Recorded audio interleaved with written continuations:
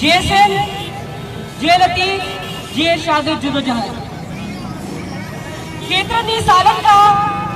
कदे नायला रिंद जड़ा वाक़या कदे मिसाल खान कदे रावलपिंडी मां कदे इस्लामाबाद मां कदे लव यूनिवर्सिटी हैदराबाद मां ऐं अॼु वरी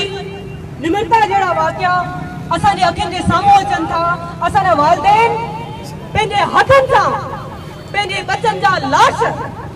इदारनि में खणनि था जिते हू पढ़ण लाइ पंहिंजे ॿारनि खे पंहिंजे बचनि खे पंहिंजो मुस्तक़बिल उन्हनि जो सेट करण लाइ मोकिलनि था। उतां उन्हनि जा लाश था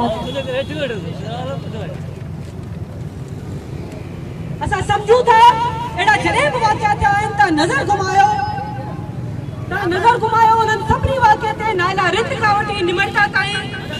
जॾहिं पहिरियों वाक़ियो अचे थो त डीसी साहिबा इंतिज़ामिया इहो चवनि था त इहा ख़ुदकुशी आहे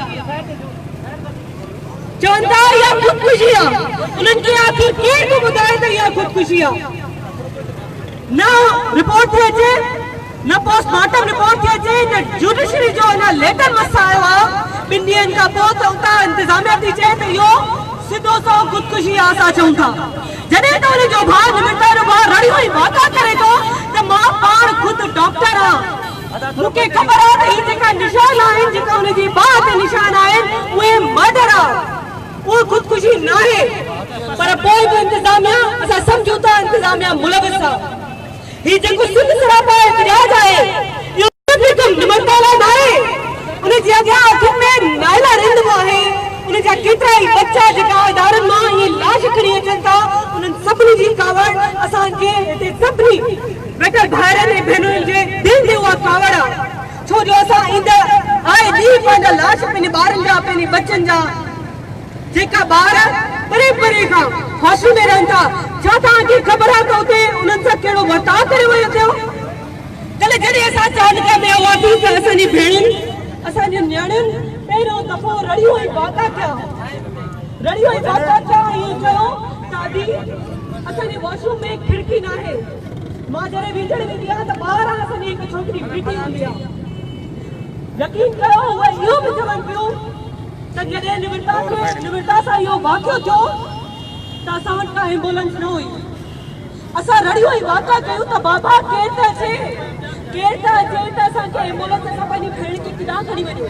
असांखे त कुझु ख़बर न आहे असां त पहिरियों दफ़ो पंहिंजे घरां निकिता हुआसीं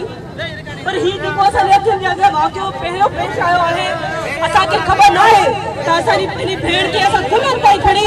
वञी ॿाहिरि रक्षा कराई आहे तॾहिं वञी माना इहो तव्हां सोचो त असांजी भेणुनि सां हुते कहिड़ो नाहक आहे पर उहे ॿुधाए नथियूं सघनि। असां सम्झूं था इंतिज़ामिया हिन में मुलविस आहे जेका जुडिशरी जो लेटर आयो आहे उन में वीसी खे दूर कयो वञे वीसी के अॻियां जेका वीसी जा कमेंट आहिनि 3 महीना न आहिनि थिया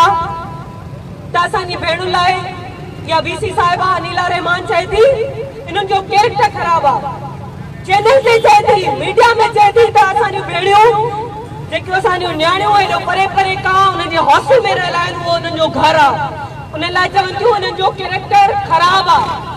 ऐं मुलाज़िम जेका मज़दूर पंहिंजे हक़ लाइ रोडनि ते बीहनि था उन्हनि खे चए थी उहे बेग़ैरत आहिनि छो जो उहे 10,000 जे करे रोड ते आया आहिनि।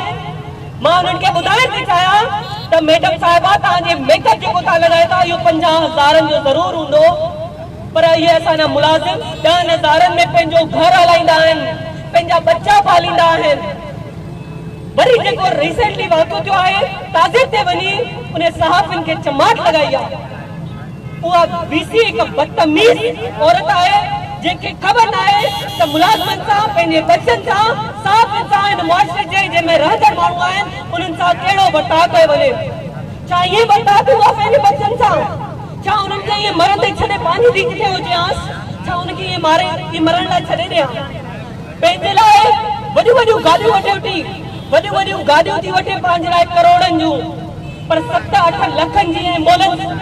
एम्बुलेंस न आहे उन्हनि शागिर्दनि वटि। तव्हां ॾिसो त वञी हू कहिड़ो पाणी पीअनि था तव्हां ॾिसो त वञी हू कहिड़ी मानी खाइनि था तव्हां ॾिसो त वञी हुननि खां कॾहिं पुछो त जेका शागिर्द घर खां 4-4 5-5 साल परे आहिनि पंहिंजे ॿार पंहिंजे पीउ माउ खां पंहिंजे भाइरनि खां पंहिंजे भेणुनि खां उहा त उन्हनि जो घर आहे न तव्हां उन्हनि सां उते कहिड़ो बर्ताव था कयो त असां या घुर था कयूं या ॿुधाइण था चाहियूं त जेसि ताईं रिपोर्ट पोस्टमार्टम रिपोर्ट नथी अचे जेसि ताईं जेको आहे जुडिशरी जी रिपोर्ट नथी अचे हिन बीसी खे बि ॾिठो वञे छो जो असां सम्झूं था उहा माई मुलविस आहे इंतिज़ामिया मुलविस आहे इन्हनि सभिनी जी असां सम्झूं था त जेके बि शागिर्दनि सां इदारनि जे अंदरि मसइला आहिनि उहे शागिर्द यूनियन जी बहाली सां ई हल थींदा जेसि ताईं शागिर्द यूनियन जी बहाली पाकिस्तान में न थींदी तेसि ताईं असां नथा सम्झूं शागिर्दनि सां अहिड़ा हर रोज़ लाश असां पंहिंजे इदारनि मां खणंदासीं उन में तव्हांजूं भेणूं हूंदियूं उन में तव्हांजा बच्चा बि हूंदा उन में ईंदड़ असांजो नसल हूंदो इन करे 31 सितंबर ते जेके असां हैदराबाद में रैली कढूं था शागिर्द यूनियन जी बहाली लाइ जंहिंमें हज़ारे शागिर्द शरीक थींदा न सिर्फ़ शागिर्द यूनियन जी बहाली लाइ पर आदि निमरता लाइ छो जो हाणे उनजो रत असांजे अखियुनि में आहे मसन नाइला असां खां नाहे विसरी नाइला जो रत असां खां नाहे विसरो वरी तव्हां रत असांखे ॾेई छॾियो वरी तव्हां असांखे वरी हिकु रुअण लाइ वरी अखियुनि में असांखे उहा तड़प आहे जेका अॼु हिते नज़र अचे थी उहा सॼी सिंध में आहे हर हिकु इदारे में नौजवान पहिरियों दफ़ो मां ॾिसां थी त नौजवाननि खे अंदरि सख़्तनि एॾी बग़ावतुनि हुननि जे एॾी सख़्तनि खां पोइ बि असांजूं भेणूं पहिरियों दफ़ो इदारनि जे अंदरि निकितियूं आहिनि असां सम्झूं था त ईंदड़ नसल लाइ पंहिंजे बच्चनि लाइ महिरबानी करे 21 सितंबर ते जेका असां हैदराबाद जे अंदरि रैली कढूं था उन में शरीक थियो असां सां वाइदो कयो त पंहिंजे बच्चनि लाइ असां सां हथ वठी मथे करे आवा महिरबानी करे असां सां इहो वाइदो कयो त पंहिंजे बच्चनि लाइ असां लाइ न पंहिंजे बच्चनि लाइ महिरबानी कयो उन में शरीक थियो जे तव्हां शरीक नथा बि थी सघो त सोशल मीडिया असांजो हथियार आहे भले असांखे मीडिया कवरेज न ॾे भले असांखे उन में केतिरियूं बि सख़्तियूं उहे दरपेश अचनि पर सोशल मीडिया असांजो हथियार आहे असांखे इहो न विसरणु खपे जिथे पायो उते हिकु पोस्ट रखो शागिर्द यूनियन जी बहाली जेसि ताईं शागिर्द यूनियन जी बहाली न थींदी तेसि ताईं असांजा औलाद इहे ई असां उतां लाश कंदासीं पंहिंजी भेणुनि जा पंहिंजे भाइरनि जा महिरबानी करे असांजो साथ ॾियो महिरबानी करे असांजे नौजवाननि सां बीहो जेसि ताईं नौजवाननि सां न बीहंदो उहे ईअं निंदड़ता हूंदा हैदराबाद में असांजो साथ ॾेई असांखे कामयाबु कयो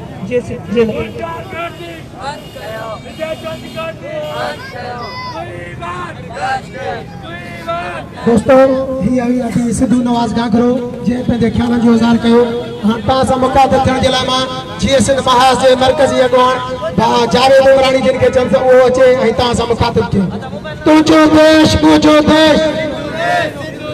तुंहिंजो रहबर मुंहिंजो रहबर निम्रता जे कातिलनि खे ॿुधायो फतवा फरोशनि जे पेशवाउनि खे मुनाफ़िक़नि जे गिरोहनि जे सरबराहनि खे त वक़्तु क़यामतुनि जो क़ाइल कीन आहे असां सां हदीसुनि जी हुजत न करियो छो त शरीयतुनि सां हियां साफ़ थी कीन सघंदा ससुईअ जे सेज लुटजण जो कसूर सासा हुयसीं पर लाड़काणे जे क़त्ल जा गुनाह माफ़ थी कीन सघंदा या मुशोरनि जा क़त्ल माफ़ थी कीन सघंदा